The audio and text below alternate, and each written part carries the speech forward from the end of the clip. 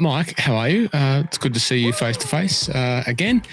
Last time we spoke, I was sitting in a car in the main street of St Andrews, counting the number of golfers off to their round, and had a little bit of a final walk around town. Here I am back to reality, as maybe Eminem said, back to reality with a thud.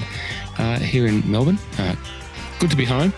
As I said there before, probably still wish I was traipsing the links of the fescue links of Scotland, but we're back at work and back into episode 199. How are you?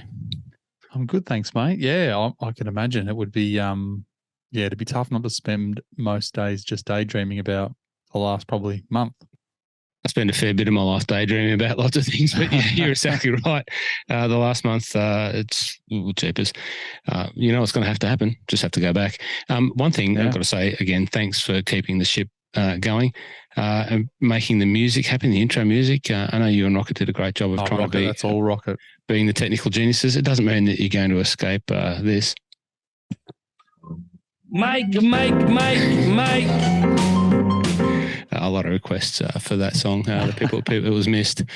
Sorry, I made myself laugh. At least that's all that matters. What's going on with you? You played any golf the last week or so? Oh, I've played a lot of golf actually. I've made an effort the last probably the last month to try and get a card in each week, which has been good and bad. Melbourne, as you can imagine, has been cold and wet, so there's been a lot of wet golf courses in Melbourne.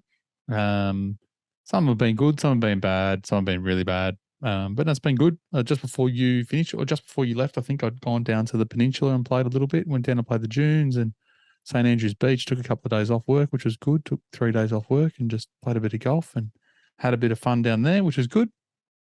And that's been about it for me. Just getting warmed up. You know, my season for golf really starts the week after the AFL Grand Final, which is 6 weeks away. So 6 weeks to get the game in order. Not wanting to tell secrets off screen. If you do watch the YouTube channel, you can see on screen. We'll try and put this out as a YouTube episode. So if you prefer to watch our two smiling dials, you can see it. Speaking of AFL, you don't want to give us a look at the, what you're wearing. Oh, my pajama. I'm wearing Western Bulldogs pajama pants. That's that because it is late. It's 9:30. It's past my bedtime. I'm an early bird. I'm a PGA Tour watcher, not a DP World Tour watcher. Well, jeepers, let's not start talking about circadian rhythms. I think I told you earlier on, I had to stop for a 5-minute power nap driving between the city and Mount Eliza last night. I had to set an alarm to make sure that I didn't sleep for about 6 hours straight in the side of the road at Carrum Downs. 5-minute power nap. This might be the only podcast in the history of the world that's been recorded in a pair of Western Bulldogs pajama pants. That's true. But yeah, Western Bulldogs pajama pants and New York Yankees hat and a My Love of Golf footy. I'm all ready. Update me. You said your golf starts the week of the AFL season finishing. Is your season going to actually make it to the to September? My golf season or my AFL team season? AFL season. It all comes down to this week. Either you or I will be happy, one or the other, but not both. So effectively, for the people that are overseas, it won't make a lot of sense to you, but either Ross's team or my team is only one spot left in the finals and only one of us can make it. They're in at the moment, the Carlton Blues, and the Western Bulldogs are knocking on the door to get in. And I think if you guys lose and we win this weekend, there's a good chance we'll go in and you'll go out. So I don't know. I got no idea which one will go in and which one won't. Who have the doggies got? Hawthorn in Tasmania. There was nearly a Barnbougle trip on this weekend because 2 of the boys are heading down and watch the game, 2 Bulldog supporters, and they said, do you want to come down? And I thought, maybe I'll just shoot down and play Barney on Friday and Saturday and then go to the golf, but I go to the footy. But I decided against it at the last minute. It was going to be a solo trip, so yeah. That is a Hawks home game down there in Tassie, being sponsored by Tassie, so they played a lot of footy down there. I'm not sure about the doggies. No, we play there once a year, normally against Hawthorn, and I don't think our record's too good. Well, they beat us there last year, pretty much in the same round. And the Blues have got who they got? Collingwood on I think Sunday. Yeah, very big game. Big game against a very club that's going very well. Well, good luck to all of the Carlton golf crew. Haven't seen them for a couple of weeks, obviously. Last had to get together with the Carlton golf crew at Kingston Heath. Who do we have? Doc. sort of Sauce. Had Sauce out there at Kingston Heath. Yep. Who else do we have? Fisher. Yep. Nunes. Think we had Matt Kennedy. Can't remember Matt Kennedy's Had a out. few doggies players through the shop too, haven't you? Yeah, Libba was in or something was in? Libba was in, and Cordy comes through. Yeah, Big Dane, and there's a few of them, but no, they're all top lads. All the boys that play footy and play golf, they're all top fellas. And I tell you what, one thing's for sure, there's more and more of the AFL cohort playing golf these days. It's good, good to see. Right, so let's crack on with what happened last week. We had the FedEx and Jude. That was a big one. A lot of talk around the FedEx and Jude. Obviously, the live discussions with Cameron Smith continue. Yep. You had what I think was a bit of a storm in a teacup, that situation that the media like to get hold of and probably, I think, blew out of proportion with Scheffler walking across the line. I think that was just optics and they turned it into something that wasn't there. Well, it's funny that you say that because that was a podcast question this week. Oh, really? Okay. So we've got some questions. So we've got some questions. Oh, good. That's questions from the Discord. So we've got a Discord channel. We talk about it all the time, but just as a reminder, if you want to join in the chat room style conversation that extends what we talk about here, it basically extends what anyone wants to talk about. You can join the Discord channel. You can just go into Discord if you know what that's all about. It's an app and it's like a chat room and you can talk to Mike, you can talk to me, you can talk to Rocket, you can talk to anyone that's in there and ask anything. And there's a whole heap of different servers, I think they're called, and you can just talk about Women's Tour, PGA Tour, Live Tour, European Tour, DP World Tour, gardening, pictures, what's in the bag. I was going to ask you before, what's in your bag? How's that epic driver going? Good. Very good. Yeah. Now it's all starting to pay off. All the work is coming together. I was talking to someone the other day. The handicap's slowly coming down, which is good. That's the plan. But all up, I think the best thing is the games.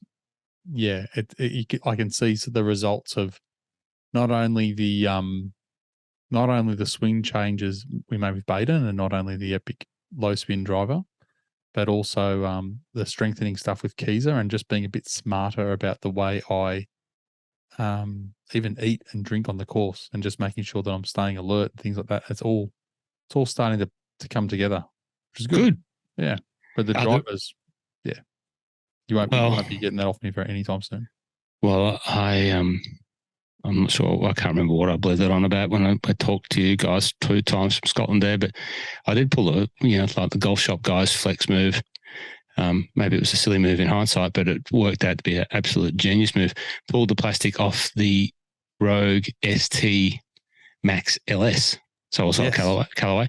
Yep. It's the first time in a long time that I've used a Callaway driver, and Jeepers Weepers, I can see why it is the number one driver on the women's tour. Definitely, it was the biggest number one driver in play at Millfield.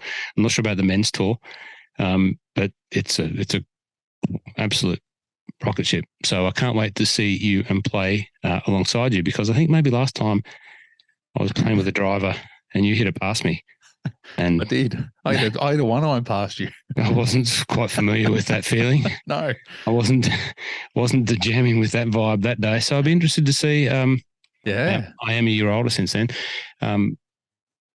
but it'd be interesting to see how it stacks up. Callaway for Callaway. Definitely. I'll be interested to see it, because I think your offside. I'll see your offside. I don't know. Your equivalent from the probably the leading golf podcast in the world, No Laying Up. He was talking about today. Solly, he's playing the same, the low spin driver, and he was wrapping it up as well. I mean, they're sponsored by Callaway, but that doesn't surprise me that low spin driver is performing quite well, and lots of people using it. Well, while you're talking about them, as you know, I only listen to that podcast sporadically. Of course, they are sponsored by Callaway. I am not. But I'm not either, but I am. No, you're not. We all want to be. Rocket wants to be. Anyway, the TaylorMade King wants to be the TaylorMade. I just happy representing whoever in terms of drum and golf, that is. That's my job. But one thing that I did take from them, and I probably mentioned this before, tell me if I'm waffling, they've talked about that. The U-Wood. Yeah. And I've still got it in the bag, and you can't buy one in Australia. They're sold out. You can't get one, but I managed to get my hands on one. It could be the best club I've ever hit. Yeah. In terms of full shot club, it could be the best club, and it's not a hybrid. It's not a fairway wood. It's a U-wood, ultimate wood. It's a hybrid fairway wood, long iron hybrid. But it's unbelievable. It really is unbelievable. Anyway, that's enough about the club talk. You've got a picture of Will Zalatoris behind you. I do. Obviously, Willie Z picked up his first win in 52 events or something like that. Yeah. Someone that Rocket would tell us that he's been on board with for a long time, since Willie Z was deep down in the Corn Ferry Tour. Yep. And he finally got his win on, not a major. He contended in a major this year, gallantly missed out in the playoff, didn't do so. They both tried to lose the playoff, and sort of ultimately one did, sort of, kind of. But he got his W. He did. It was a look, the tournament probably wasn't too much to get excited about early. Willie Z was in the tips, so he started out a little bit ordinary. He only had, I think, I'm looking at it now, 71. Really, really good second round. Shot him up the leaderboard, and then sort of just kept chugging on, and probably going into the final round was the favourite. I think he was 1 or 2 off the lead, but I think the guys that were ahead of him, I think that he was probably pegged to be the one that would go and pinch the win. And yeah, like you said, it was pretty tight. That last hole is one that was a bit interesting for watching the guys play, because watching Willie Z up until in regulation 72, most of the drives he was hitting was blowing right. So everything he was hitting was going right. Now this hole was a dogleg left, so you're thinking, all right, it's not horrendous, but it had bunkers all the way down that right-hand side, so he couldn't go in there, and the rough was no good. But then down the left, he had water and trees, so he couldn't cut the corner too far. So, in regulation, he hit it into the bunker, scrambled around and kind of got into the clubhouse at a number. I thought there was a good chance Sepp Straka might pinch him in regulation, but he didn't, so they went to the playoff. First playoff hole was back up 18. Willie hit the exact same tee ball that he hit in regulation on the 72nd hole, but he took a bit off it and came up just short of the bunkers, so that was good. Sepp took out 3-wood and hit a little hooded, not hook, but it was a little tight draw, we'll call it, and probably only cleared the water on the left-hand side by a metre or two, but was in absolutely a really good spot in the fairway on the flat spot. But he probably had a worse angle into the flag, because as everyone knows, if the pin's on the left-hand side, you want to be kind of on the right-hand side and open it up a bit more. So Willie was probably a little bit ahead of him there. Willie probably hit it out to 30 feet. Sepp hit it to maybe 15 feet at guesses. Pars apiece. That's probably the trickiest part about that 18th hole, was it's not made for birdies. So when you have a playoff hole, you really want to have a birdie, because you want someone to win it. And that was more of a hole where someone's going to lose it. Which brings us to the second playoff hole. The second playoff hole, and people probably saw this, so if you have, fast forward, but Willie Z had a bit of adrenaline flowing. So he hit the exact same tee ball he hit in reg and in the first playoff hole, but he hammered it, probably travelled 5-10 meters further than what he hit it the first time around, hit the cart path, and then shot up into the trees. Should have been out of bounds, dropped down on the fence line, had a swing though. Straka's hit it the same little pull draw. Now he's only just cleared the water by inches. And he's got to decide whether he's going to play with one shoe off and one in the water, or if he's going to chip out, and he's figuring it all out. Willie's chipped out to the fairway, and Sepp's done something. Did you see this at all? Yeah. Sepp did something that I did not think anyone would ever do, and he even though his ball was dry, and he took a drop, like he took relief, because he didn't really have a swing. Now he could have chipped it sideways and still been advancing it down the fairway, and probably maybe giving himself a better shot in. It didn't matter. So he took his drop. Now they're both hitting 3. Sepp hits it to 6 feet. Willie hit it to about 12 feet. And I, at that point, pretty much threw the toys out of the cot and went, well, my picks this week are no good, and Willie Z's not going to win, because I don't think Willie's going to make that putt. But Willie made the putt, did the big fist pump, went on. Sepp makes his putt. They both make their great pars. And then they go to yet another hole where it's not really a birdie hole or a result hole. It's a par 3 with water, and over the week, both of them had pretty much shot par every day. I think maybe Zalatoris had made birdie once. And Zalatoris again, first to tee off, and anyone looking can see the picture that's behind me. He hit into the green, and again, absolutely uncanny. There's rocks around the side of the green, and the ball's rattled around. Somehow not gone into the water and jammed down in the rock face between the rock and the grass. So he's dead, like dead. When you saw that, what were you thinking? Did you think there was any way he was going to hit that ball? I think he was playing, mind games with Straka, sort of shaping up that he's going to hit it. Maybe, ultimately Straka hit it in the water as well, and then had to go back to the drop zone. He did.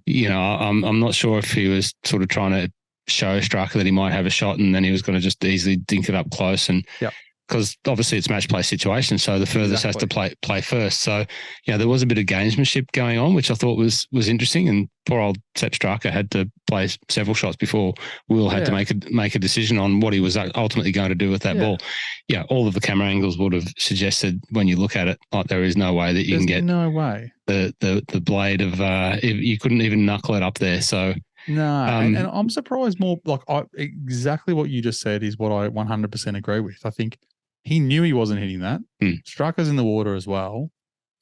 He goes, I don't know what I'm doing here. Since Straka goes back to the drop zone because he's got no choice, hits one into the bunker. Now, if Willie Z takes the relief here and goes back to the drop zone, he's hitting next.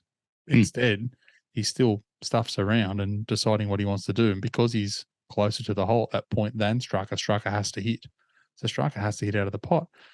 But every bit of commentary on this is like, oh, he was thinking about, there's no way he was thinking of hitting that. There's absolutely no way. There's a video floating around today. Someone went out there and tried to hit it, and exactly what you think happens.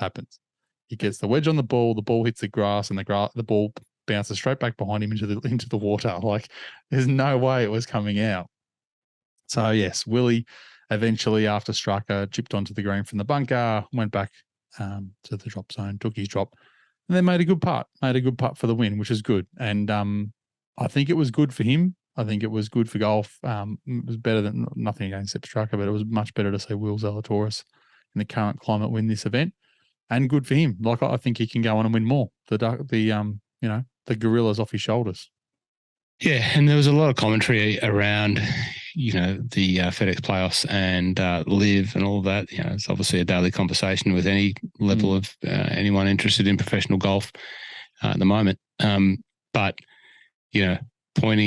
people pointing out, including Rocket, pointing out that, the quality of the field in the playoffs and the guys leading, probably weren't representative of the best golfers in the world. They probably came home. I mean, they came home. They all came home. They did. But early doors, no. Yeah. But I mean, that's golf. Golf's 100%. That's any given day. That's kind of the best thing, and that's probably something that's great about the game. Is any given day, anyone can have a good day. But why 4 rounds and a tournament is going to get the cream to rise is because you need to do it for 4 days, because these guys out here don't mess around. I mean, you look at the top 20, got Zalatoris, Adam Scott, Rahm, Morikawa, Finau, Fitzpatrick, Sungjae Im, Justin Thomas. I put Ju Young Kim probably needs to go in there just about at the moment, the way he's playing. Neiman, Cam Smith, Victor Hovland, all finished top 20, and they're all big names. Yeah. That's the cream of the crop. Just before we go, there's a couple of things. Tom Kim, I want to come back to that. I thought Sepp Straka was, it's the roll of the dice. They both went for that shot on that par 3. Yep. I thought his landed much.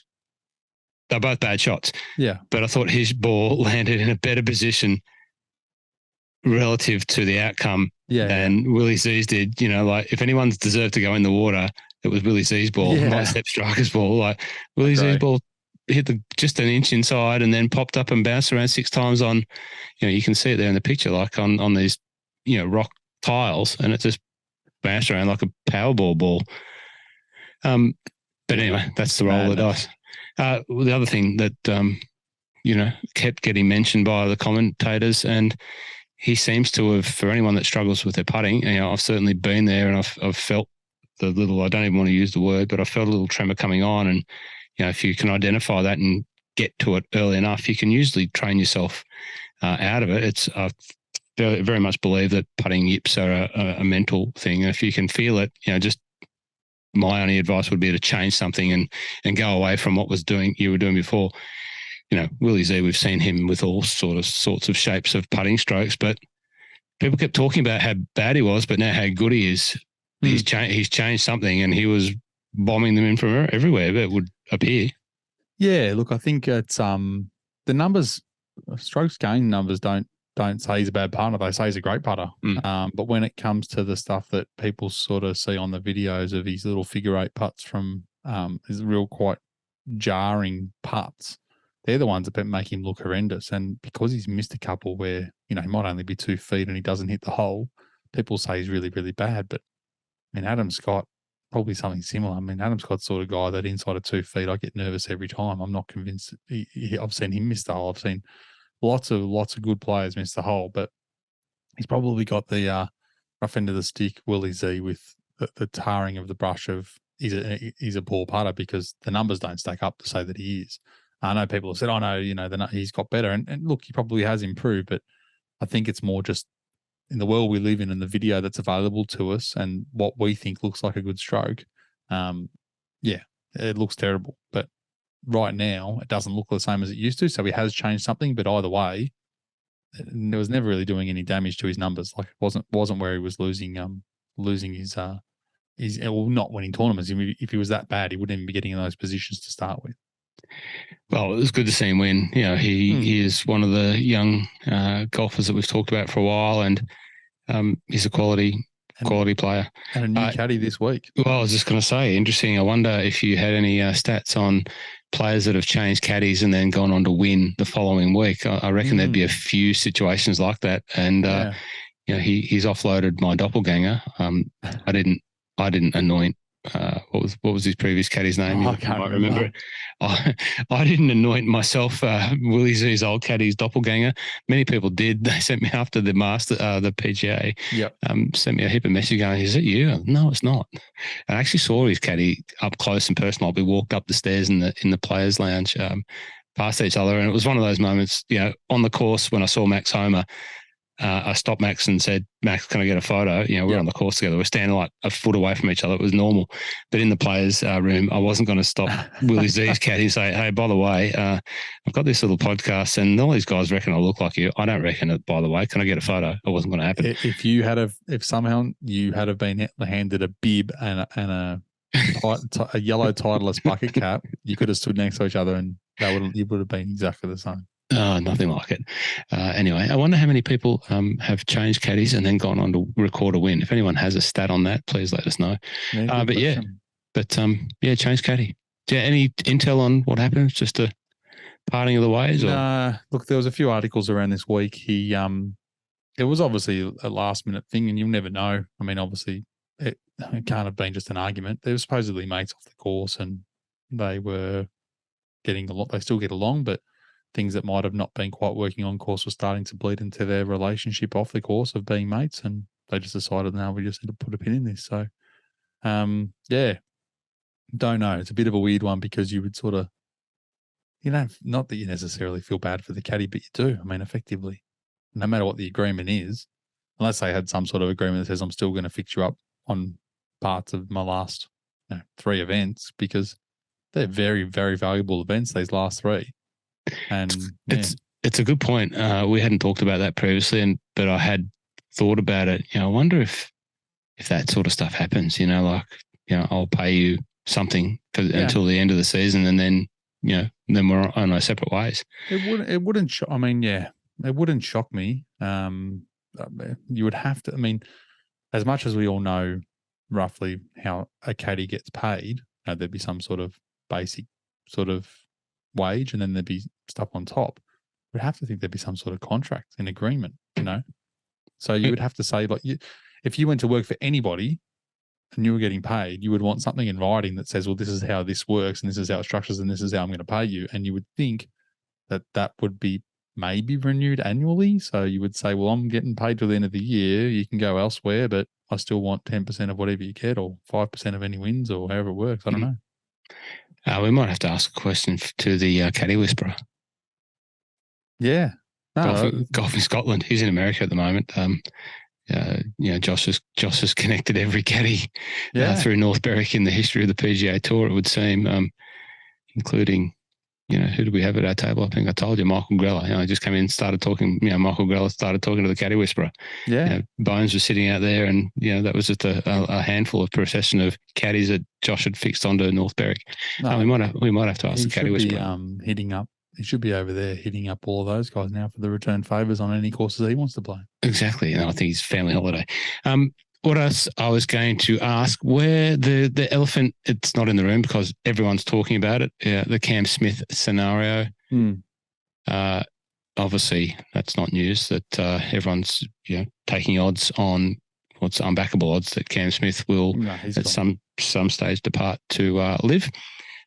Everyone's got their own thoughts about that. Let's not labour on that. Whatever Cam Smith wants to do, Cam Smith will do. Yeah. But there was a rules imbroglio involving Cam Smith. Shane Blakey's doing his Asian tour duties. We could have asked him about it. He might have commented in the. He did. He did in Discord. Yep, he did. You've read that. But jeepers, I know how I feel about it. I think it's pretty harsh to ring the bloke the next morning and say that you're getting a 2-shot penalty because of that. But then the rules are the rules, but it's just weird. It's just weird behaviour. So Blakey's note was, if you take a drop from a penalty area, it must not be played from the same penalty area. And because he's dropped it on the line, that's what he's done.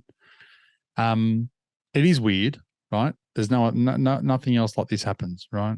And nothing. I mean, maybe horse racing. Horse racing, if a horse tests positive, I think that they can maybe take prize money off it, but it's not like an AFL game where they figure out, the game's over and they figure out, at one point there was 20 on the field and not 18. And has there been any insinuation that Cameron Smith did the wrong thing knowingly by doing that? No, he's made a mistake. No. Right. Yeah, he just did a mistake. It wasn't and he quite rightly, I don't think he even argued it. He said, no, you're right, I've made a mistake, and that was that. He wasn't fussed about it. Yep. He wasn't wrapped, but he wasn't fussed. From more reports, there was a rules official had gone home that night back to his hotel or his house or wherever he'd been and was watching the coverage and saw it and went, something's not right here. And then they reported it the next day and basically, they pulled Cam aside around before his round and said, we're penalising you 2 shots. It's a tricky one. I think that at the end of the day, there would be a rules official nearly with every other group, and Blakey would know the answer to that. I think once a card's signed, it's over. I don't know how you can go back and retrospectively go and do that unless you're literally going back and watching every single person's shot recorded and assuming that it was all correct and basically overhauling and double checking it. You can't just sort of pick and choose. But at the end of the day, we don't know if there was a rules official there on the spot. That was one of those. Don't know. Yeah, okay. No, I think someone did tell me that there was a rules official there and it indicated it was back in play. I don't know if that's the case or not, but you would assume that there's a rules official with every grouud. Yeah, I didn't hear that. No, I mean, being that he's taken a drop and then they've said, yep, you're good to go and he's gone. Yep. No, I didn't hear that. I quite wrongly possibly have assumed that he's basically just done what he would normally do and he's taken a drop, taken relief, and these guys do that, every other week. And, he's just stuffed up. So then today we hear the news that Cam Smith's withdrawn from the BMW. Yep. Hip soreness. Okay. Yeah. Probably look at it a little bit different to everyone else. I think a lot of people are concerned that it's because he's, a bit under pressure from all the questions he's getting around Liv. I look at it like he's probably taken a week off. He doesn't need to be there. I mean, Sergio, I think, skipped this event a few years back. He's already locked into the Tour Championship. He can't not be playing next week, no matter what. Yep. So take a week off. Realistically, he's got President's Cup coming up. And to be honest, he's got probably 3 live events coming up. So Why not take the week off? Okay. It doesn't affect. So he plays, obviously, the Tour Championship. Was that East Lake? Still at East Lake? East Lake, yeah, next week. So no matter what, only top 30 go through, and he can't get knocked out of the top 30. It might change his seeding depending on who wins. Yep. But I don't think it would change it drastically. And if he's, I don't know where he's ranked now, might be ranked 2 or 3. He might go to 5 or 6. I don't think it's going to. So enough he can win. In what Rocket, if he was here, would refer to as the Net Club Championship when they get to East Lake. Yep. If he goes from 2 or 3 to 5 or 6 in the ranking, yep, that's going to mean that he starts what? How many behind? I can't remember now. Yeah, I can't remember. I think the leader might start on 10. I don't know. So he'll start like 4 or 5 behind. I don't know exactly, but he won't start. He's effectively giving himself somewhat of a penalty by taking the week off. He is. So I'm just looking at his numbers now. So he's ranked number 2 in the FedEx through till last week. Yeah, so he's number 2, right? He's only played 16 events. He's only 1,200 points behind Scheffler. Now, from the way that I look at this, I can't imagine that he's going to fall any further than, say, 3rd or 4th. So he might be giving up 1 or 2 shots at worst on the leader. But no matter what, even if he doesn't win, there's still a fair bit of coin to finish 2nd or 3rd. So, yeah. And if I've just signed for 140 million Aussie, I don't know that I'll be too stressed. That's just me. There's so many different opinions on Cam Smith and the reasons why he shouldn't, stay on the PGA Tour, why he's got every right to go and do what he wants to do on Live Tour, whatever. It's hard to, when he says himself, I don't play golf for money, but everything's pointing towards, yeah. I don't know, what's you pointing toward doing it for money? Well, he is. At the end of the day, he is. So, but it's, I think he's not lying, but he's not telling the whole truth, in my opinion, right? He doesn't play golf for money. He plays golf because he loves it, and he does. He absolutely loves it. That's why he gets out of bed. And if he was on holidays, he'd still be playing golf. So he's not lying. But he's also going to take a truckload of cash to go and play golf in another series of tournaments. So, yes, he's not playing golf for the money, but he's going to dictate where he plays golf for the money. So, and that's fine. Look, the politics aside, again, I know I keep saying that every time we talk about it. It is what it is. We are so far past this going away. If he wants to do it and the guys that are going for the money, I completely understand. The part that I don't understand, I do understand why they want to come back and play PGA Tour events, but I don't think they should. They go and do whatever you want to do, but you can't play PGA Tour anymore. And if you do want to come back one day, that's cool, but you got to come back via the Corn Ferry Tour the same way everyone else does. Yeah.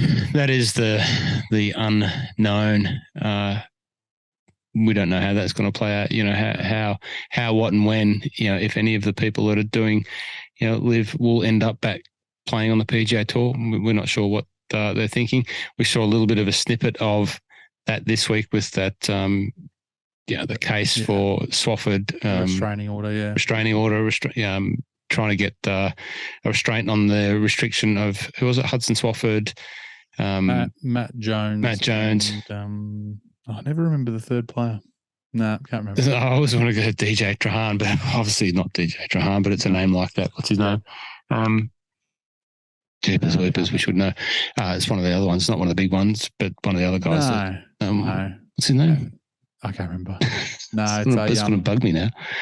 But that was obviously upheld in whatever court in California, in San Francisco. Yeah, Northern California. Obviously, as everyone will know, the PGA Tour representatives were extremely well prepared. The Live Golf representatives seem to be extremely not well prepared. So, yeah, I've only heard the snippets and the review from the No Laying Up guys and bits and pieces, but look, it's an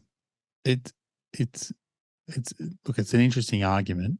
I mean, effectively the argument is that there's a restraint of trade and these guys, are being missing out on money, but in the same breath saying, but they've also signed on for, millions to go and do this instead. So like, well, that's not really a restrained trade. So, yeah, I think it was good that it was upheld, and I think that the whole rationale behind it is that effectively by ruling any other way would make things quite difficult for everyone down the track. So it was just easier to go this way no matter what happened. So, yeah, look, I don't know. I just don't. As an example for someone like Matt Jones, and I'll use him as the example of that set of three guys. You know what's going to happen when you go. You're going to get paid a truckload of money to go. So go. I just don't understand why you want to come back, finish outside the cut last week and get nothing. Maybe scrape into the top 70 this week and get some sort of money for 1 week's work, and then nothing close to what you would have been getting to go to live, and then not make Tour Championship. Like, why bother? That's silly.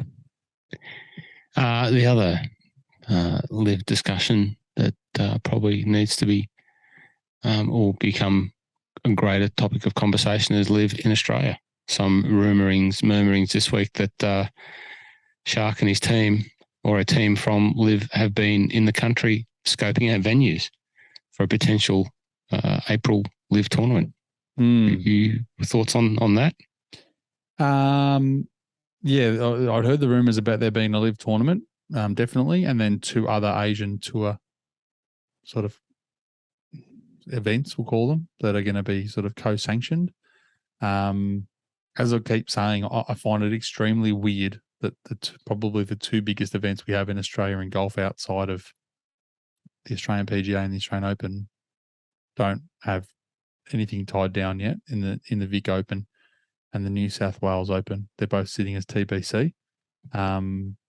So when just to clarify, so for those that aren't as close to some of the PGA Tour or the Australian Tour of Summer of Golf, I think it's now coined. The calendar is out. Starts in October, finishes in March. Yep. And there are 2 big events which TBC. Now we know the Vic Open happens in February. It's like the second week of February. We know that it's at 13th Beach. Up until last year, in the previous years, it had a LET LPGA for the women and European Tour co-sanctioning. It's a fairly big thing.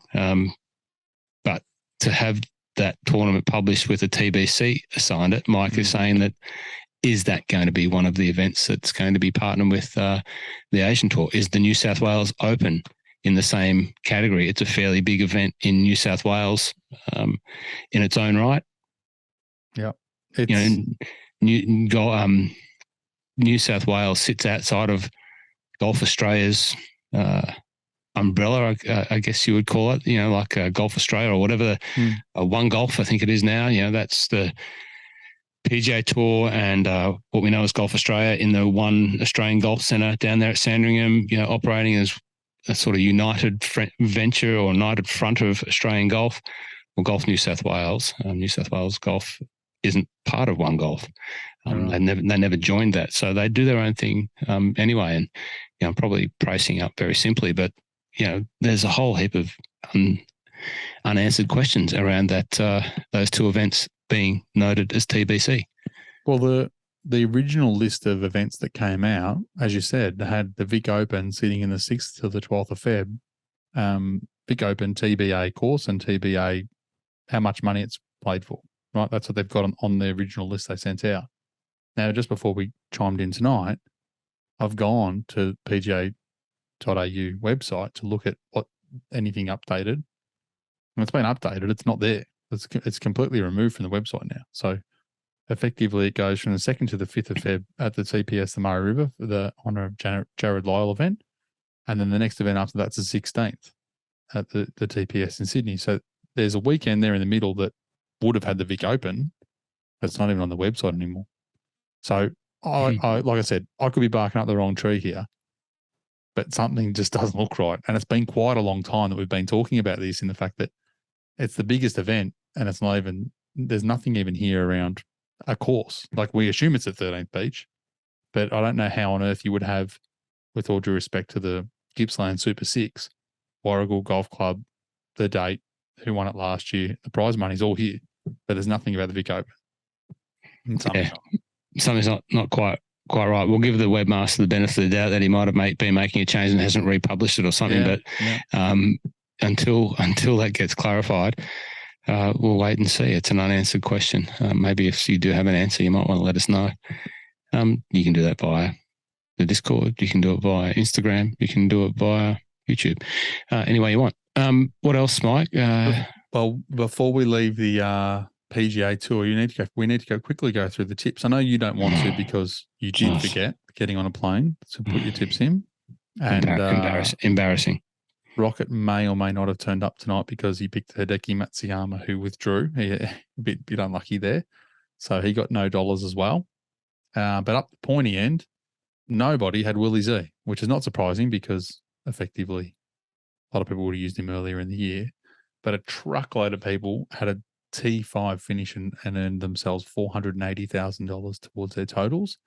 Now, there's a few that had John Rahm, which is AB had John Rahm, Putterface had John Rahm, Loader, Jared Loads had John Rahm, Pultz had John Rahm, and I had John Rahm. Tony Finau was picked by the doctor. He's the only one who had Tony Finau left. I've got him this week. And then Matt Fitzpatrick, golfing tattooist had Fitzy, public golf, Michael Lloyd. Gee, Michael Lloyd's going to be hard to catch. And they were all the people that had a T5 finish. And the overall leaderboard, Michael Lloyd at 12.8 million, sitting in first position with two tournaments to go. Nomadic Golfer 11.5 rounded, 3-putt die 11.2. The Doctor at about 20 grand below, 50 grand below, 11 million at 10.95, and then myself at 10.4. And I'm going to scroll down and find you guys. So I'm 5 million. I haven't moved the needle in weeks. It was no good. It was terrible timing to jump on a plane. Like, it was bad management on my part to be leaving. Scotland's busiest airport. They had two teams flying off to Europe. Every mad Dundee football fan was on the way to AZ Alkmaar to get spanked 7-0. The place was heaving with Dundonians and a few Rangers fans and all the people leaving Scotland as I was. It was pretty easy that I was going to forget to put my tips in, but don't forget this week. Make sure you put them in. Theoretically, the dollars on hand. If Michael Lloyd picks 2 duds, yep, and I pick 2 winners in the final 2 events, can I still win? No. Oh. I think the 2 winners, the 2 winners, your ballpark looking at about 4 mil. Okay. Rough. So not even for you win East Lake, you win the whole thing. I won't get 10 mil for that. No, I don't think they don't count the $15 million bonus or whatever it is in dollars and cents. That'd be too easy because I've still got Scotty Scheffler. I've saved him for that event, so that would be much easier. I think I'll just say John Rahm. Yep, I used him this week. I'm happy that he ran home into 5th because he wasn't looking too good through 2 rounds. But I've saved Tony Finau for this week, and he's playing good golf, but I don't know that this course sets up perfect, but I could be wrong. And then, I'm going to take the bloke who's going to start way ahead, Scotty Scheffler, in the final round. Well, assuming this week goes as is. Okay. I know I've got John Rahm still to pick, but I wouldn't have one clue. So as you, maybe a reason why I'm sitting at 5 million. Nowhere. I don't know who I've got available. I'll find someone in the data, like when I give you the next tournament in a little bit in the BMW, and you can find someone you still got. Yeah, I went with the data like the last tip with Billy Horschel. He got me something. He wasn't nothing, but no good. And who else did I go with? Kevin Kistner. I went with Kevin Kistner straight from the lake. Yeah, he didn't help me either. Yeah, it didn't get me anywhere. Well, we'll see. It's certainly been fun. Certainly kept my interest and knowledge a little bit higher than maybe I thought it might have been. Next year we'll do it. And we've got to we'll figure it out all again next year. I know we've had some requests come through to try and build in some LPGA events and maybe some Euro events, and maybe we can get a little hybrid going of the biggest events rather than just the PGA Tour. Certainly for Michael, who puts it all together at Aussie Golfer. I'm not sure what his plans are, but I'm sure he'd be happy with the amount of people that are in the various competitions in Teamster. I'd love to. Wouldn't it be great to be able to have our own? Yeah. Anyway, cool. Well, what else? We had a top Scott. We had a top Scott. We did have a top Scott, which is good because people that listened to last week's podcast would be very, very happy because, we talked about Ewan Ferguson, and we said, he was playing so well at the Kazoo, and he's someone to keep an eye on, and I'll be keeping a close eye on him in the next few weeks. And then Kapow comes out the next week and wins, which is good. And for followers of the Data Lake or the Twitter account anyway, they would have been pretty happy because I only gave them 3 names and 2 of them finished first and second, Ewan Ferguson and Connor Syme, 2 Scots. So that was good. It was a very, very easy weekend for me. I went to bed on Sunday night quite comfortable in the fact that I was going to wake up with some winnings on Monday morning. Did we? Someone asked me recently, I can't remember who it was, but they said, what's the go with the tipping and the betting and, winning a Min Woo? And I tried to explain it and I could see the eyes rolling and they're right, I think I get it. I said, did you? Many people do understand when we say, I won half a Min Woo Lee, that it equates to, did you win enough? It was a good week because, I bet on Ewan Ferguson and I bet on Will Zalatoris. So all combined, it was well on the way, or, close enough to a Min Woo. But for my punters club, I bet on Will Zalatoris. So they were very happy as well. They won a half a Min Woo just for themselves. So they were very happy with me on Monday. And they got a blow-by-blow account of what was happening in the playoff. So, that was good on Monday morning. But no, I didn't watch too much of the event, the IPS Handle World Invitational. I didn't watch too much of it. I know it was the event they've got now with the women and the men playing, and I just didn't get to watch too much of it at all. Did you watch any of it? A little bit.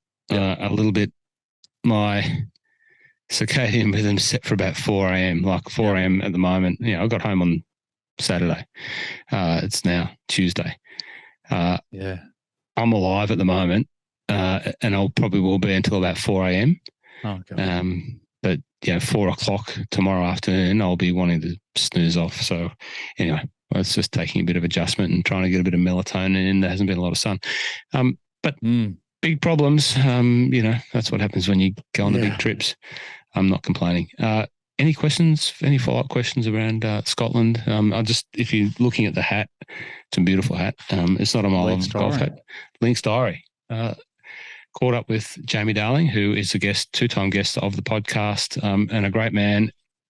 He took me to his home club, Atlantic GC, Atlantic Golf Club, which is, I was going to call it a heathland links, an inland links, very linksy, a heathland links, but I'm going to call it a heatherland links. So I've got a couple of pictures there, and it's just the heather in Scotland, that purple heather, that purple topped sort of heathy plant, beautiful. Separating the holes. It's just absolutely beautiful. He took me there with a colleague of his, Alan Minto. Now, Jamie Darling and Alan Minto are 2 of the powerhouses of Scottish golf promotion, both of all in supporting the growth of and the interest in golf in Scotland. Jamie with his interest in the Link's Diary, and together with Alan at the website Scotland Where Golf Began. That's Scotland Where Golf Began. So, if you want to see some of their great content, they produce a heap of great video style content. They use the Cookie Jar Golf guys. They use Ollie Allison, who's a great videographer from the north of England. And they've got the ferry trail. That's all based around trails. So various trails that you can take when you go and visit Scotland. So ferry golf. You heard me talk about jumping on a ferry and going out to the Isle of Arran and all of the ferries that go from Oban out to Allay and Mull of Kintyre and wherever. You can go and play golf out there. So they've got a video on that. They've got one around road, one around the city, one around. They've got all this great video content. Scotland Where Golf Began. They've also got a 1457 podcast. Alan and Jamie are the guys behind that. Jamie gave me a gift of a Link's Diary hat, which I love, and he also gave me Volume 4 of the Link's Diary. So there it is. You can go and buy that. Cost you about you've got one. How much it cost to once it gets shipped? It costs about $40, $50, $40, something like that. Yeah, not even that. 30 I reckon bucks. it was only $30. Yeah. Yeah. So, it's a keeper. It's not like it's a magazine that you'll keep there and you'll, peel through a couple of pages and you'll have it forever. It's one of those collectible type magazines. It's a beautiful magazine. Great photography, great words. And, the four guys that I've met, two of them personally, one of them including the young chap that does our logo over there. You can see the logo on the stickers and all that. Great guys. Anyway, any other questions from Scotland? Lanark GC, that's where I played. Really good. No, I didn't have any questions from Scotland. We did have a handful of questions that we need to go through at some point, but no, we didn't. We should have asked the guys to send any questions through for you. Maybe that can be next week. They can send through anyone that's listening that has a question for us for the podcast. You can answer them. Okay. Or the Discord. Anyone can ask them in there. The big question I've got is I've had some questions. Are you back yet? Yes, I'm back. Are you coming back? That was another question that I got. Yes, I am coming back, and obviously I am back. People thought that I looked like I was having a lot of fun and might not have wanted to have come back. Well, probably the truth to that. When am I going back? Not soon enough. We'll be going back hopefully sooner rather than later. But, jeepers. There's just so much to, with that interest that I've got in trying to fly a drone and do some video and take photos and play golf and meet people. There's just so much more. One of the stories that we will share when he comes back. Now, you think I was gone for 4 weeks, a long time, longest holiday time I've ever been away. Golfer's Journey, that Instagram handle, Brendan from Gympie. Brendan and I met when he came down for the President's Cup. We played a PK with Brendan and a couple of his mates, and he came into the store and spent $1,000 on big swing golf and drinking beers like every good Queenslander does. Had a great time in Melbourne, went to the President's Cup. Brendan's been in Ireland and Scotland for about 8 weeks in total. He's still there. And we sort of crisscrossed. We bumped into each other at the Open. He's played some golf. He's been to St. Patrick's Links. That's the big one that jumped into the world top 100. You can see Eric Anders Lang's video that's just come out on Scratch TV. It's called Adventures in Golf. So, St. Patrick's Links, he's done that. Eric also goes to Critch Island, which is that little one behind me there, the picture up there. But Brendan went and played Critch. He went and played St. Patrick's. He went and played Nairn and Portneuf. Now he's up at Nairn and Dunbar, up in the north of Scotland. He's been to visit Dornoch. Oh, you name it, he's played there. I think he's in St. Andrews at the moment.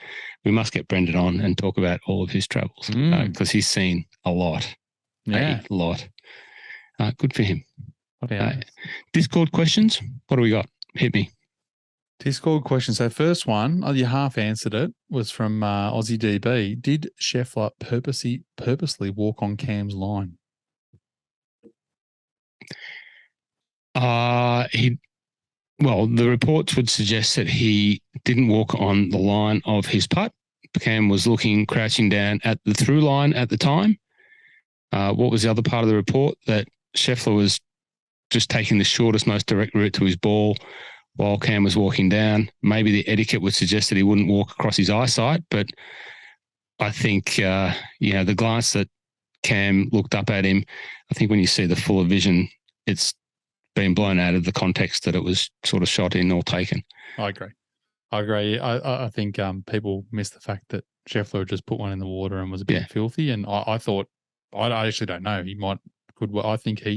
I think at worst, Scheffler thought he was Cam was looking at his putt from the other side of the hole, and he just was in another place. He certainly didn't do it on purpose. There was no malice in it.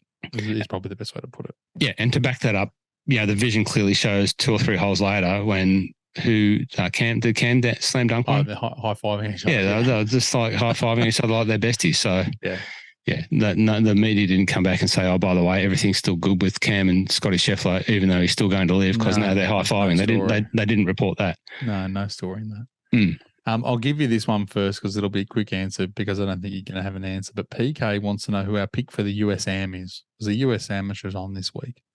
Was it the women's Am last week and then the men's this week? Is that right? The men's is this week, yeah. So for those that aren't across it, I believe it's 36 holes and then they go down to the top 56, is it? And then they play match play. Mm-hmm. There is, I'm looking at the leaderboard now, 311 players. The person who's sitting last at the moment is in plus 22 through round one. They shot 91 off the stick. And the honest answer, PK, is obviously I've got no idea who's going to win this because this is going to be pretty difficult. But here's my guesses for you. I'm only going to give you one name because when I look at and this is my theory, when I look at the leaderboard, the people that have played Arcola Country Club yesterday seem to be filtered towards the top, which makes me think that's the easier course between that and Ridgewood. So what I want is someone who's at the top of the leaderboard who played Ridgewood yesterday, because that means they're playing the easy course today. And I flicked through a few of the cards, and the guy that I've come up with is Luke Gifford. Know nothing about Luke. When I look at his scorecard, he can make birdies and he can make bogeys, and that's for someone that I think might go okay in match play. So that's it. That's my pick. The other essential ingredient to being a good match play player, if you make birdies, but make bogeys, if you're long off the tee, as long as you can roll in a putt occasionally, you should go all right. Yeah. Well, he was even, but he's had 4 birdies and 4 bogeys, but 2 of his bogeys were 17 and 18. So his games might even get there if they play on that course. Who knows? But that's my guess. Is Koala Carl in it? Is he in the mix? He is. It's funny you should say that because I was running down for any Aussies that are there. Carl Phillips is there, T51 at the moment, so close enough to getting in.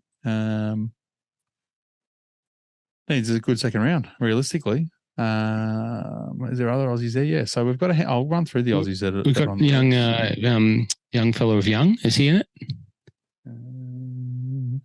Got Jack Buchanan, right, Eden Hopewell, and Carl Phillips all sitting at +2. We've got Connor McKinney at +3. We've got, just looking for a flag. We're going a ways down now. Harrison Crowe +8. I've got a photo, actually. Harrison Crowe is the chap, speaking of Eric Anders Lang, that hit the ball from... Oh, is that him? Yeah, from the Dunvegan over the Octolonis Pro Shop. That's a good swing. It was a good swing. It was a good shot. He hit 2 of them. I've actually got a photo from the crack, the exact spot where he hit it from. I took it the other day. Yes, it is him. That's his photo. So yeah, and look, to be fair, he shot 4 over yesterday. Sorry, shot 6 over yesterday, and he's 2 over today. He's current on 9. Speaking of New South Wales Open, previously he's the current New South Wales Open title holder. Is Harrison Crowe? There you go. I should watch that video. It's quite fun. I was going to say, yeah. When I saw the video, I didn't realise it. I mean, I knew he was clearly a golfer. He could swing a golf club, but I mean, he just looked like he was out with his mates, which is clearly he was. But yeah, he's New South Wales Open champion hitting golf balls off pavement. Yes. So that's my only guess. Luke Gifford. If he wins, PK, you owe me a beer. So Harvey Young's not in the field? No, Aussies. No. Okay, he might still be in the junior category. He might have been the junior AMs. Unless he's no, I didn't see any Harvey Young. I think they were all the Aussies that were in there. Obviously, very, very heavy on the US contingent. That's that. Okay, Giffo. Go Giffo. Last question from the Discord channel. Now, this one's going to take a bit of thinking, which is why I left it till last and why I didn't prep you with the questions. Okay. And it's from Blakey. If you were to create an Asian Pacific major, how do you do it? I.e., where do you start? Is it invite only? And does it stay in the one place? Obviously, majors are about history. So what is the quickest way to create such a rich feeling of a want to win a tournament in today's cash-focused society? You don't. I agree. You can't do it quickly because that history can't be replicated. It is what it is. Yeah, it's like the PGA Tour. You know, what's his name? Davis Love was talking about the other day. Calling the players a major, 5th major. Yeah. No. You can look. In fairness to Blakey's question, I think you can see the point why you would want to create an event in Asia Pacific that is highly desirable. to win. The way to do that is money. The only way to attach any history to it is to, issue a trophy that's got significant names on it. And there's really only probably one of those. It's the Australian Open trophy. Yeah, exactly. Is it the Stonehaven or is that the Stonehaven Cup. Yeah.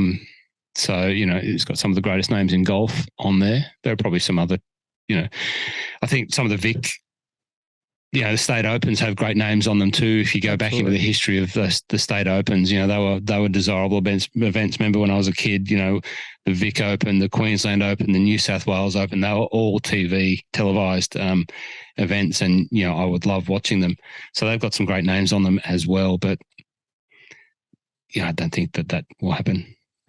No, and I don't. And to his question around, does it stay in the one place, and where do you start? Yeah, you just can't replicate history, and the only way to do something quickly is to try and really get more behind the Australian Open, because the Australian Open is the only one in the Asia Pacific, realistically. Yep. Does it stay in the one place? I don't think there is the one place, because the thing in Australia is, realistically, we've got exceptional golf courses everywhere, right? But if you want to say it stays in one place, it kind of doesn't really work here. I don't know. I don't think there'd be any benefit to saying, the Australian Open's held every year at Royal Melbourne or Kingston Heath or Peninsula Kingswood. It just doesn't. There's no benefit to it. Look, I think that part's less relevant, because you could put it at any one of the courses that you just mentioned, and it's going to be fantastic. The essential ingredient, even outside of the money, less so, the money, it's having someone commit to it. And obviously the players, but it needs greater commitment than the current Australian bodies can deliver. Yeah. They can commit to it and, say the Australian Open is going to be on every year, and we'll have a major naming right sponsor, and there'll be plenty of money, and we'll do whatever we can to bring the big players. But until a body like, the obvious answer is the PGA Tour, say the Australian Open is a significant event which we are partnering with, and if you go and play there and you win, that's equivalent to winning on the PGA Tour, and you will have status. That's the only commitment, and we're going to commit to that to 10 years.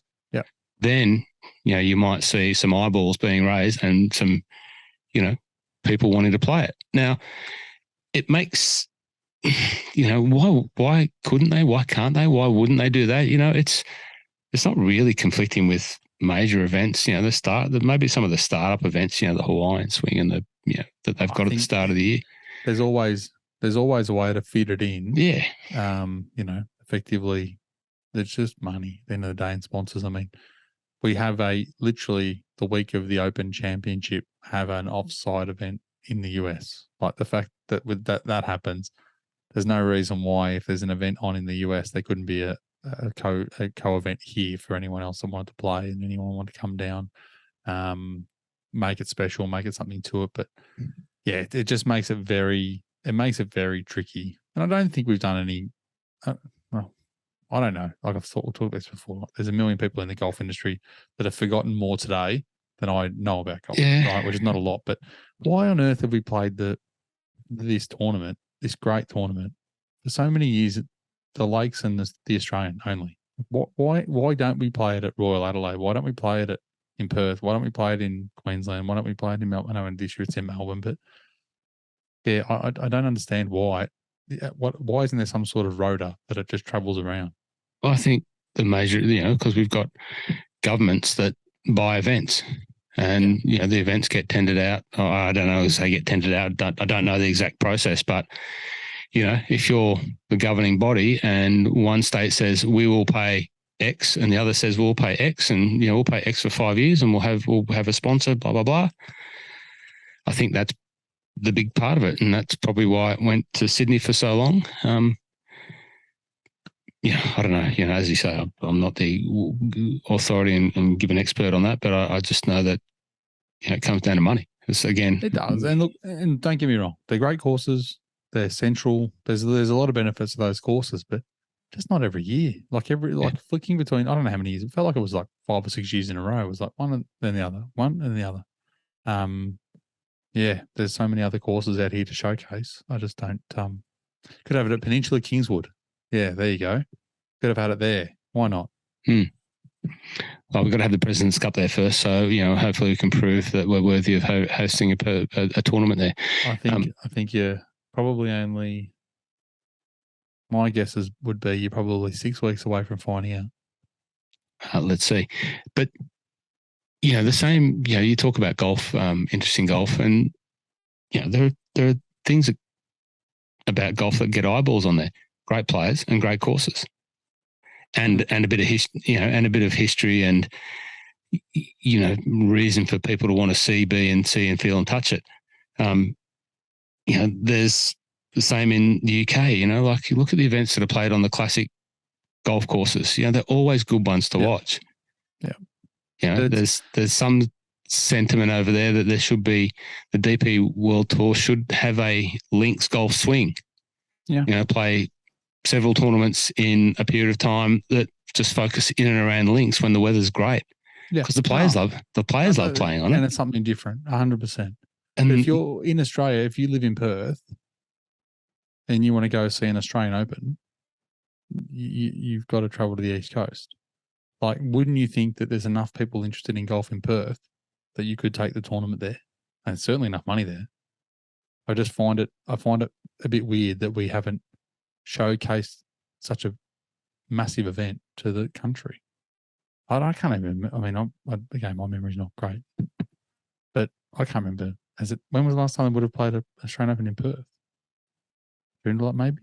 Don't know. Yeah, when would that have been? No, I don't know. I know they had the whatever it was, the Heineken Classic, over there. Yeah, and I mean Adelaide had. I'm sure I had it at Kooyonga, maybe. But yeah, I don't know. Look, the heyday of Australian Open golf has always been, Metropolitan and the other sandbelt courses. Yeah. And that's fine. I mean, and don't get me wrong, it's not all about. We're lucky we live in one of the greatest golf cities in the world, but it's not all about us either. Like, it's literally, you could easily have a rota that just included the Australian, the Lakes, and 4 or 5 courses in Melbourne, but that doesn't take the golf tournament to the rest of the country. Geez, it wasn't that long ago that we were talking about the Australian Masters, and we'd all get excited for that and have a look. Just gone. Maybe that's what the new Live event will be. Maybe they bought the rights to the Australian Masters. I think they were up for sale not long ago, so I'm sure the Shark would love to have the rights to it. I think IMG might have had them. So, well, I'm pretty sure his name's on that trophy a couple of times. Yeah. There is a trophy with significant names on it. That's an easy way for him to get his history pretty quickly of an Asian event. Oh, the Australian Masters is back. It's in Sydney, and it's now a Live event. Done. Well, I'm put it at Huntingdale. Keep it at Huntingdale. Oh, I think they're about to reno, but yeah, it wouldn't. Nothing would shock me. Take it Back to the Future. Yeah, don't know. Okay. Sorry, Blakey. I'm not sure that answers the question. You can't buy history. Can you buy an event? Yes. What's going to make it sustainable? That's people, the various bodies and people committing to it. We can't give Blakey too much information. You know, he's on the Live payroll. We don't know where he's going with it. Black band Blakey. Deepest. He's refereeing at the Asian Tour. He definitely refereed last weekend. I'm not sure if he's going to Korea to referee. I tried to ring him today. But he's having fun. Having fun. He's living his dream. He's getting opportunities now to do the things that in his previous employment in one of the governing bodies, he wasn't getting the opportunities for. That's what happens. If the good people don't get opportunities, they leave. He left. He's getting opportunities to go and, rub shoulders and, tell people to take the correct drops and helping them make the right rules decisions on some big stages. Arguably one of the biggest stages at the moment. He's refereed at Live, only the one event. Who knows what will happen in the future with Blakey, but there you go. Well, he put Patrick Reed on the clock this week, didn't he? He was telling us. And he was there when Patrick Reed made his holing one. Oh, right. He was the one person behind the green. There was no one there when he took a photo and Patrick's pulling the ball out of the hole. It's all the things that Discord can give you if you join the Discord channel. It's all free to do. You can see all of us talking to Blakey while he's Tell him Patrick Reed is on the clock. I clearly haven't been in it this week while I've been traveling in jet lag because I didn't get that. Good on you, Blakey. I was going to say something else about Blakey. I think that's why he is a popular choice, and it's been, once he got the opportunities or made it known that he was open for opportunities to go and referee in tournaments internationally. I think that's why they like him, because he's not afraid to put the big names on the clock. He's just a knockabout Kiwi, and he says, mate, if you're slow, you're slow. Yeah. And, no, that's good. I'm pretty sure that there's some referees out there that haven't put Patrick Reed on the clock when Patrick Reed needed to be on the clock. Some of the big tour referees that have probably given Mr. Reed a little bit of leeway because, of his station in the game. Of course. Well, if he's working this week in Korea, he's going to have to keep his P's and Q's together, I think, because I had to look through the starters list this afternoon, and the tournament invitations, number one invite, number two invite, are both AMs. And they're both from Saudi Arabia, which is not surprising with the way Liv's tying in. And then so is the fourth. So three of the top four people that are on the tournament invites are from Saudi. So, and Chase Koepka. So he'd want to be careful. Wouldn't put anyone on the clock and might get himself in the strife. Speaking about Patrick Reed, I could be wrong, but when I was listening to Davis Love talking about the PGA Tour players that have gone to Live, he actually mentioned that some of the players that have left have had rules discretions in the past. Not true, like I can't remember the exact words, but basically said that they, some have gone, a couple have gone that have had, not been so good with the rules. Which I thought that was interesting. Go and listen to it. It's on No Laying Up. It's a Davis Love interview. It's pretty good. Paddy's been in a bit of strife, over the years. He's had a very rich history. Patrick. Well, that's a known, yeah. Yeah. Now, quickly, next week on the PGA Tour, just for people that are paying attention to the penultimate event, I should say, second last event, they're playing in Wilmington Country Club in Delaware. They've never played here before. No one's ever played here before. No PGA event here before, so there's no history. Just having a look at the course, looks like it is going to be very similar to this week. The FedEx St. Jude, rough, tight, just you want to keep it in the fairway, and it looks a bit long, but it also looks like some pretty big greens. So you want to be making sure that the putter is working. Very much all those courses over there look a bit similar. Tree lined, very green, housing estate surrounding them. I don't know, not really my speed. Where, excuse my ignorance, where is Wilmington? Delaware. Where's Delaware? Where's Delaware? Off the top of my head, I'm guessing, but I think it's up northeast. Right. It could be very wrong there. So someone phone in and tell me. No, I'll tell you. I'll look it up now. That's a question for Scott Carter. Yeah, he would know. Delaware is, it's northeast. So just between Washington, New Jersey, Maryland, Philly up there. Okay. It's it's a bit hard to figure out this week, but the lake is still the lake. You can't dodge it. So effectively what we've got is only 70 players heading through. And then obviously with a couple not playing, one being Mr. Cameron Smith. It's a bit tricky. So at the top of the list, I'm not going to give you a 15 this week. I'm going to cut it in half because we're going to cut it in half because we're only playing half the people playing. So I'm only going to give you 8 names. Jesus, not a lot of value here.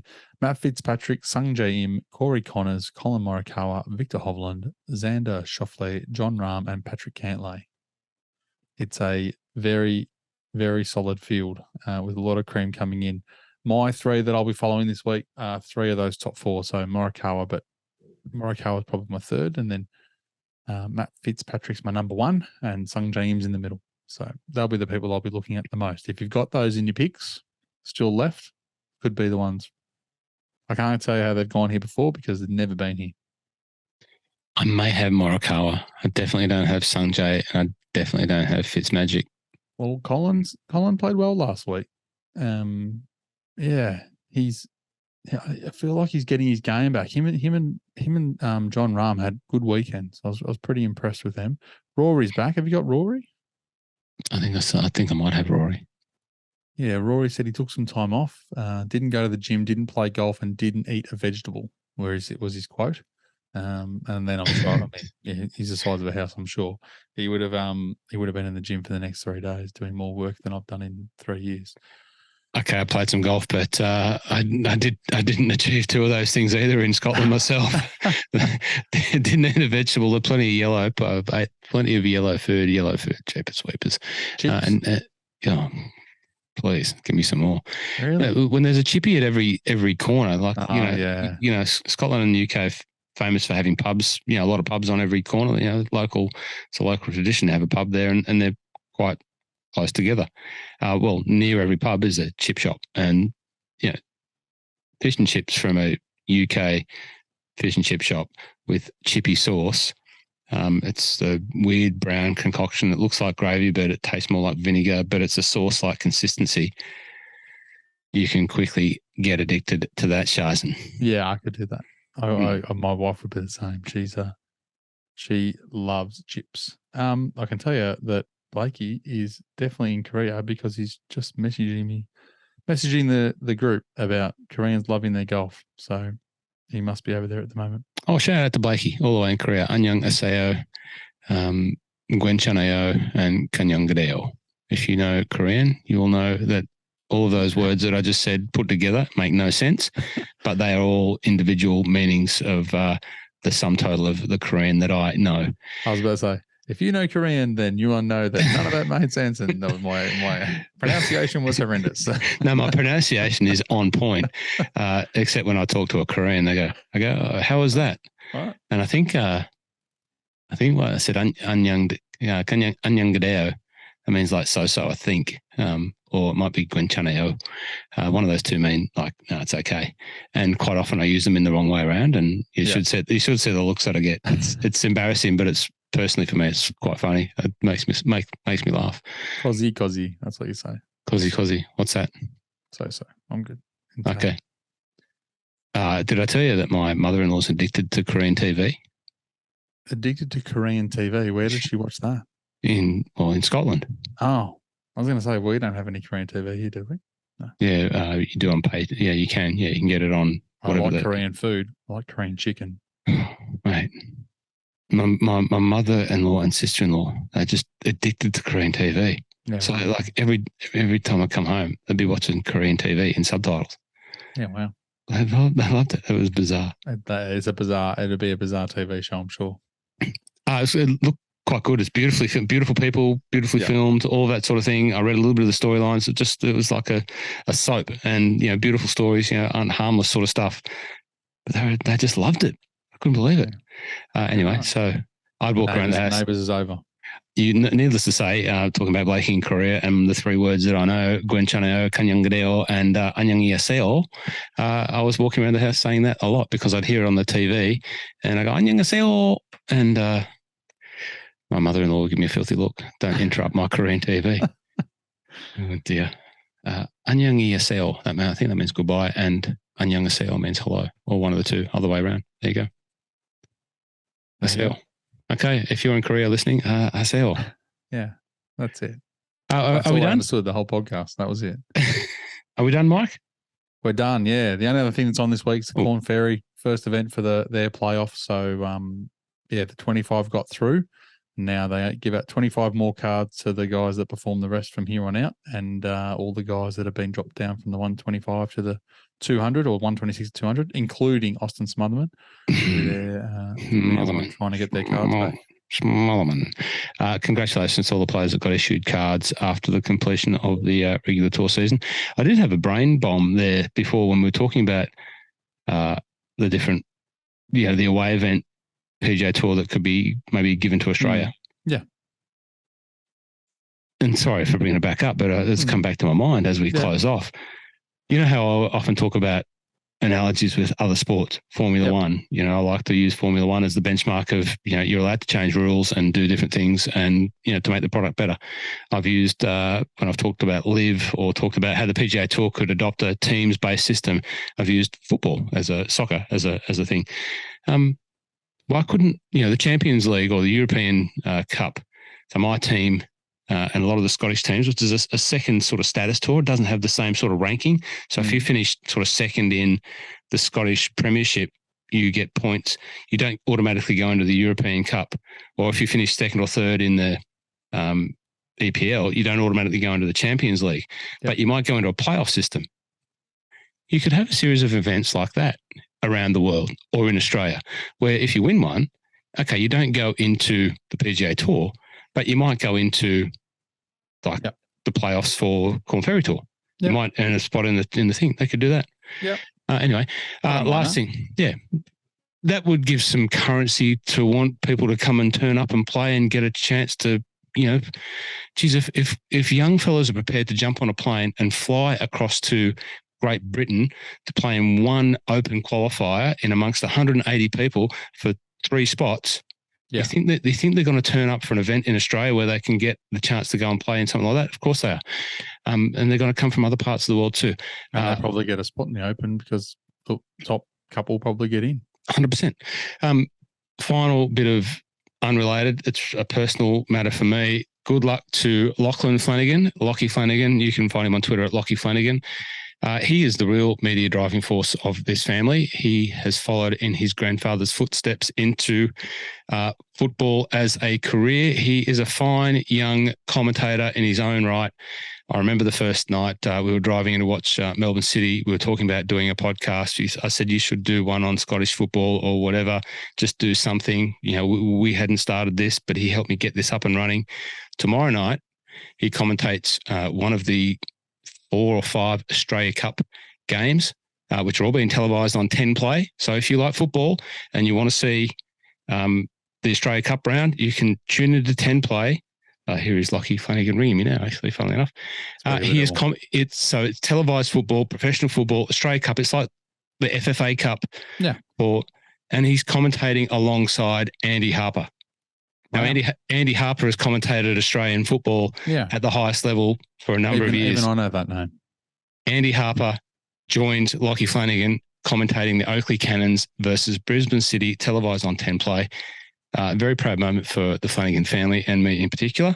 I should have led with this rather than leave it to the last one. Probably only 3 people are going to listen, but I've done my bit and he's on his way. Who knows what it'll lead to, but he's commentating on the big stage on TV with Andy Harper. Like, it's pretty good. Anyway. Now, I've only got one question for you. Yeah. Why is he calling you at 10 to 11 at night? He operates on the same circadian rhythm. Look at me. I'm on the, I told you, I called it earlier on. I'm on the upward spiral. You are. Because it's 10 to 11. He's a late night operator. That's a little peek behind the curtain for everyone there. This is how hard we're working at 11 o'clock. There you go. All right, we'll see you next week. Thanks for listening, and like, share, subscribe, all the wonderful things that will help us, keeping this stuff to you. And follow Mike's tips because you might actually win some money. All right, see you then.